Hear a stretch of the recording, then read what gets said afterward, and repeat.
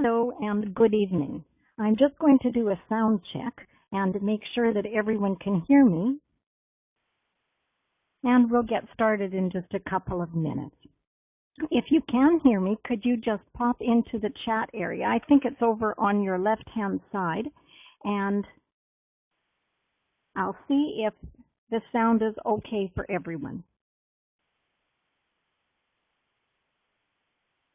Next time I'll make sure that I play some music or something before we start, because otherwise there's no way that you can tell if your sound is working or not.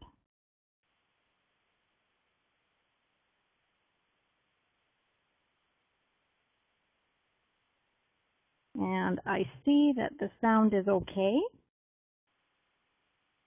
So I'll just go ahead and get started.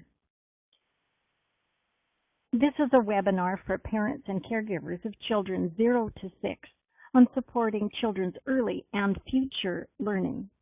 The first part of this is being recorded for those who have signed up but can't join us live. By now, you've probably had several emails from me reminding you that 90% of the brain develops by the age of 5. So I won't say it again.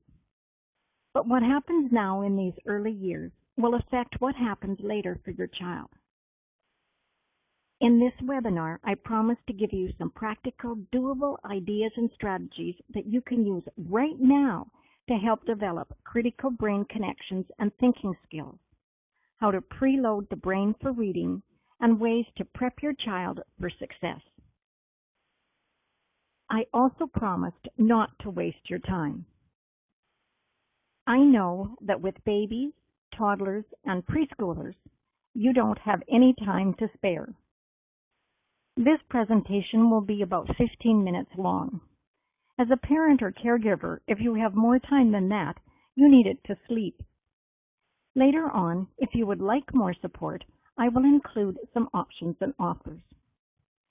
First of all, a little bit about my credentials so that you are confident about spending your time listening.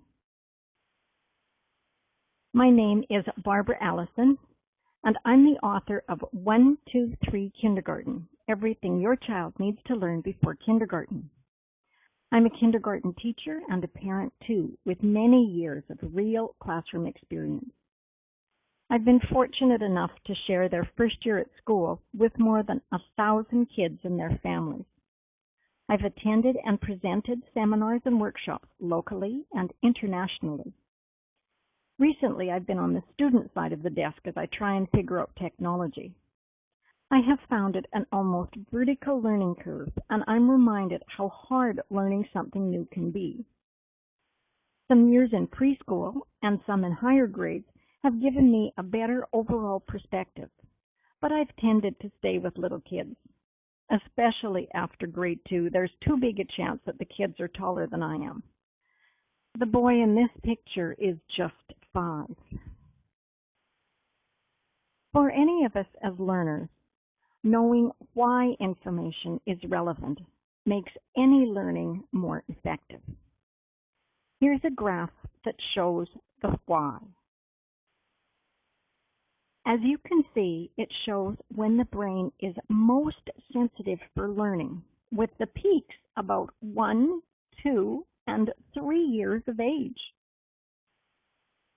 This graph has a lot of lines, but the significant finding is that in all these areas, the window of opportunity for learning is at its maximum before children start school. As a parent, I'm kind of glad that I hadn't seen this particular graph when I was raising my daughter and son, or I might have gone into panic mode. Even at the best of times, I tend to the worrywart end of the scale rather than the easy-go-lucky side. On the other hand, it does show what a wonderful opportunity we have now when our children are young. Parents and caregivers truly are children's first teachers, and your children have been learning. You have been instrumental in helping your children learn to talk and use language for learning. That's no small achievement. And helping your child learn to move in space. Of course, sometimes we wish they listened instead of talked and would still be still instead of in the constant motion. but you have accomplished a tremendous amount already. As a kindergarten teacher, I'm meeting kids after these first 5 critical years of learning. Research tells part of the story, and experience adds another part. What parents and caregivers do and don't do in those first years makes a profound difference later on. That was the why.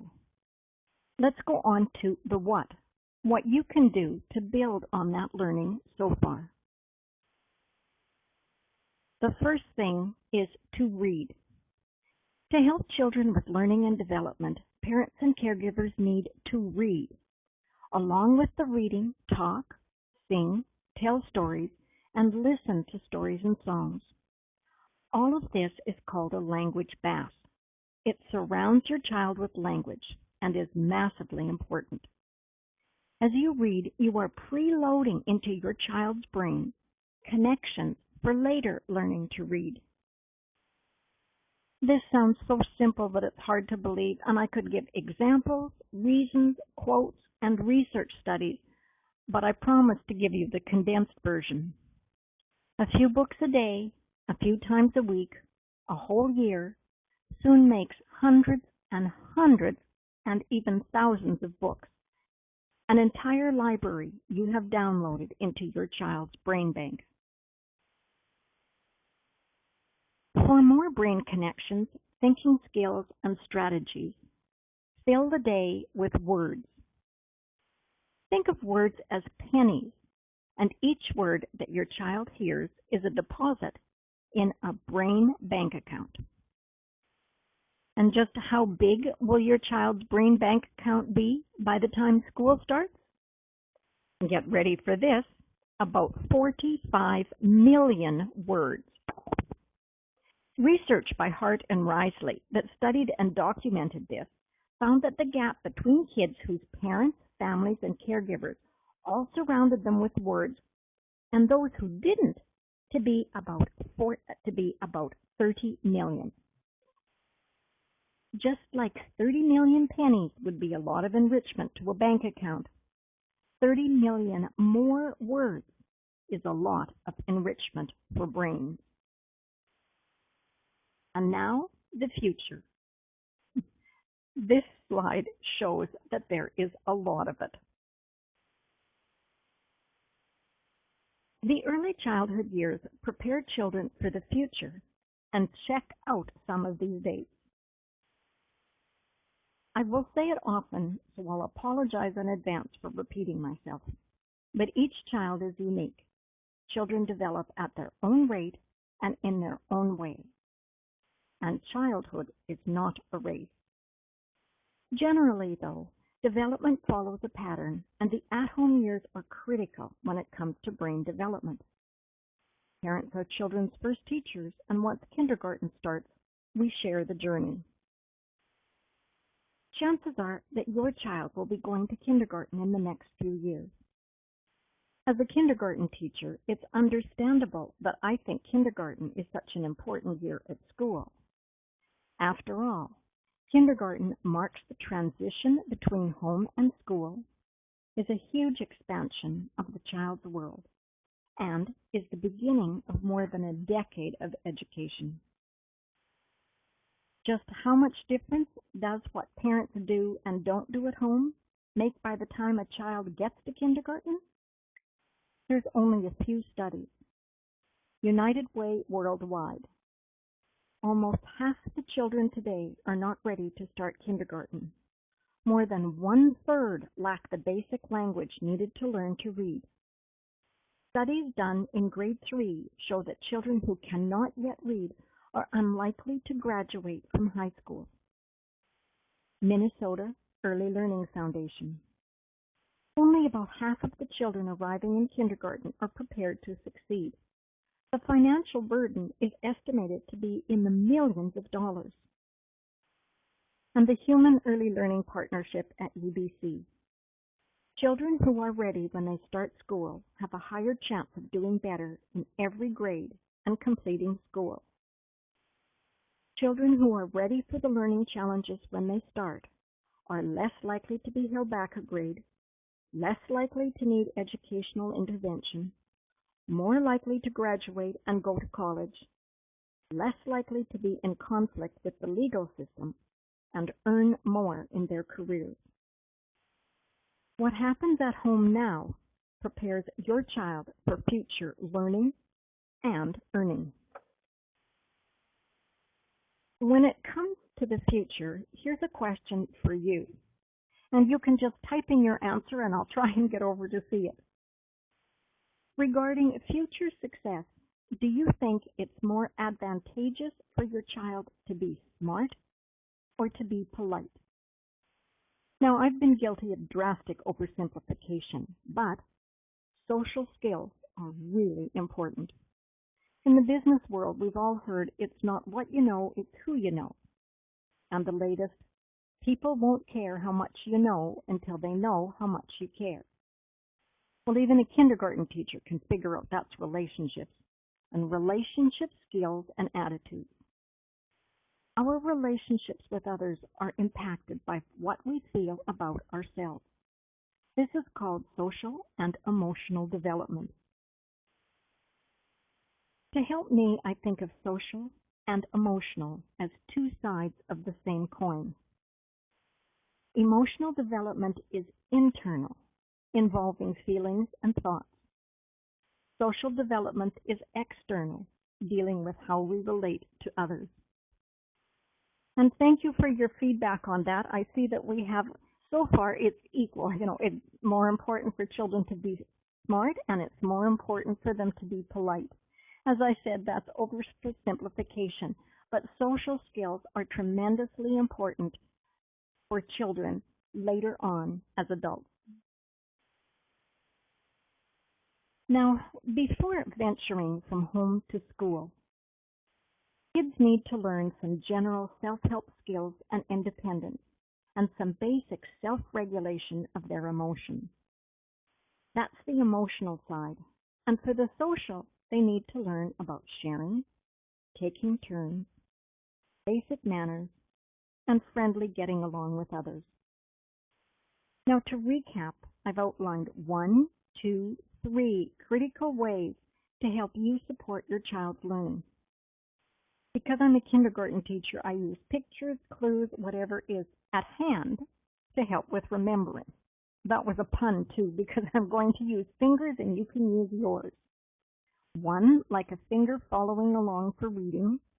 2, for 2 people, like 2 fingers talking to each other. And 3, like 3 bears for relationships, and Goldilocks for independence and self-help. 1, 2, 3.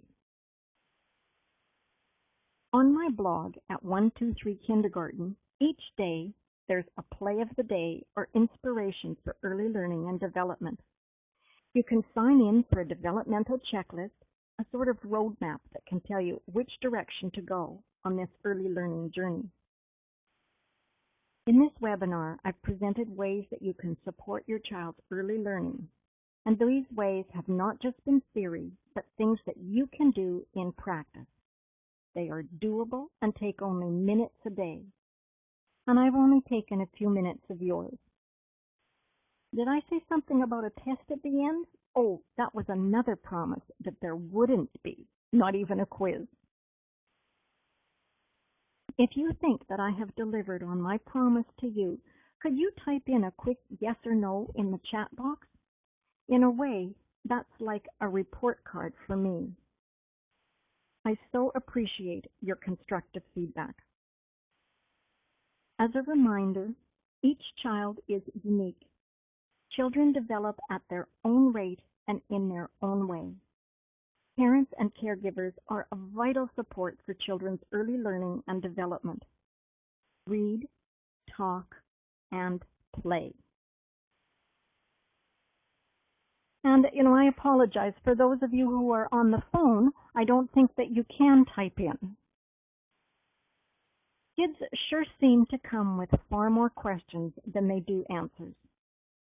As parents and caregivers, I know that you have many more concerns and challenges about early learning and the adventure of kindergarten. I could share so much more with you than I did, but this is a good start.